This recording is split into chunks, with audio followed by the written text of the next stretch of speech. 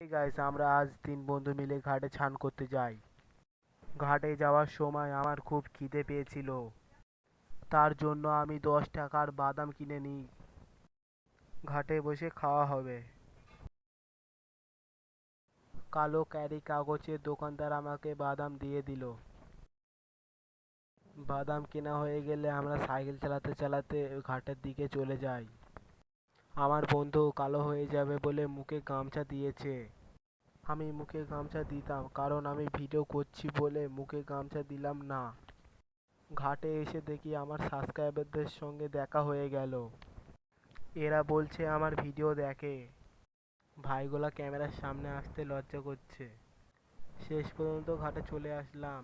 ঘাটের ভিউটা দেখো কত সুন্দর লাগছে। লাস্টে এই ভাইগুলো আমার সঙ্গে ফটো তুললো। ঘাটের জল দেখে আমার আর সবুর সইল না, আমি জলে নেমে পড়লাম। জল কি ঠান্ডা ছিল! আমার বন্ধুদের পরে নামতে বললাম, কারণ আমার বন্ধুরা ক্যামেরা করছিল।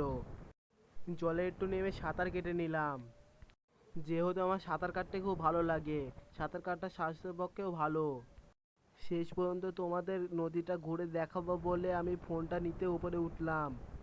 লাস্ট পর্যন্ত আমি ফোনটা নিয়ে নিচে নেমে পড়লাম। ফোনটা যদি আমার পড়ে যায় আর আমি কোনোদিন ভিডিও করতে পারবো না, কারণ আমার একটাই ফোন, দুটো নাই। ঘাটের ভিউটা তোমাদের ঘুরিয়ে দেখিয়ে দিলাম, কেমন লাগলো একটু কমেন্টে বলবে গাইস। আমাদের ঘাটটার নাম হচ্ছে পানু ঘাট। তোমাদের ঘাটের নাম কি অবশ্যই কমেন্টে বলবে গাইস, প্লিজ। জলটা খুব ঠান্ডা ছিল, তার জন্য আমি শীতে থরথর থরথর করে কাঁপছিলাম। এর নাম হচ্ছে তুফান, যে বছরে একবার আসে। আর এর নাম হচ্ছে মহিম।